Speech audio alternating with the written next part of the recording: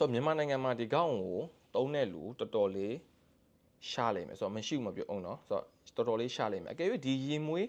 သုံးတဲ့သူကလည်းအနည်းဆုံးကိုယ်ပိုင်ရေမွေး9မျိုးဒါမှမဟုတ်10မျိုးအထက်ရှိတဲ့သူတွေမှာဒီကောင်းကိုဝယ်ကြလိမ့်မယ်ဗျကျွန်တော်ဒီနေ့ unboxing လုပ်ပြမယ့်ရေမွေးကတော့ Mason Margiela ရဲ့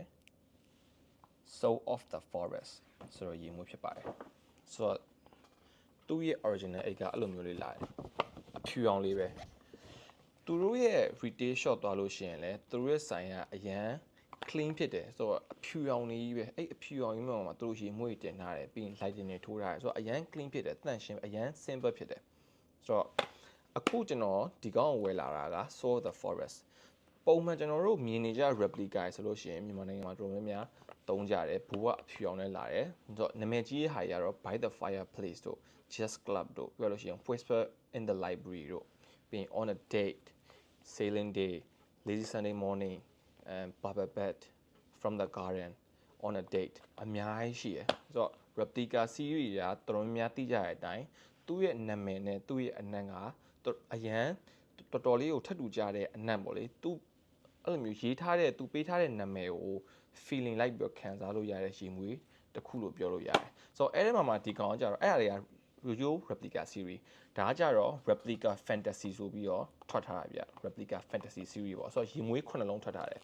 ဆိုတော့ဒီကောင်ကကြတော့ Soul of the Forest လို့ခေါ်တာပေါ့ဆိုတော့တခြားဟာတွေကြတော့ကျွန်တော် Dancing on the Moon တို့ပြီးရင် Flying တို့ပြီးရင် From the Sun လာပါလို့မျိုးရှိရဆိုတော့ဖုံနှမ်းပြဆိုတော့ဒီကောင်အကြောင်းပြောမယ်ဗျ Soul of the Forest သူနာမည်ပေးထားတာတော်တော်လေးလှတယ်ဆိုတော့အနံ့နဲ့ကြိုက်လို့ကျွန်တော်ဝယ်လာဖြစ်တာဗျဆိုတော့နာမည်လည်းတော်တော်လှ Soul of the Forest ဆိုတော့တစ်တော်ရဲ့ဝင်းညီပေါ့လေဆိုတော့အဓိကသူ့နာမည်တိုင်းပဲတစ်တော်အနက်ဆိုတော့ဖြန်းလိုက်တော့တစ်တော်အနက်ရတဲ့ပုံစံခံစားချက်မျိုးပေါ့ဆိုတော့ဒီကောင်ရဲ့ top note က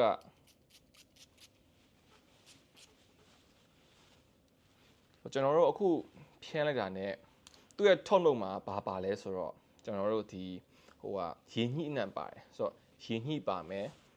ပြောလို့ရှိရင် black currant ပါမယ်ဆိုတော့ black currant ကဆိုတော့စပစ်တီးအတီးအနံ့တစ်မျိုးပဲသူကကြတော့ဆိုတော့စပစ်တီးပုံစံမျိုးပဲဆိုတော့ဖြန်းလိုက်တာ ਨੇ သူက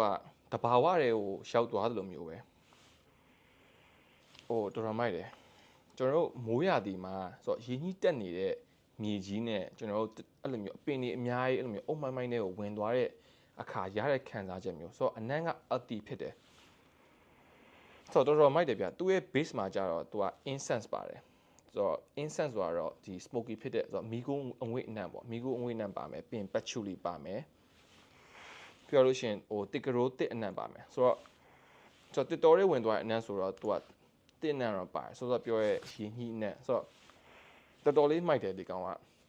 ဆိုတော့မြန်မာနိုင်ငံမှာဒီကောင်ကိုသုံးတဲ့လူတော်တော်လေး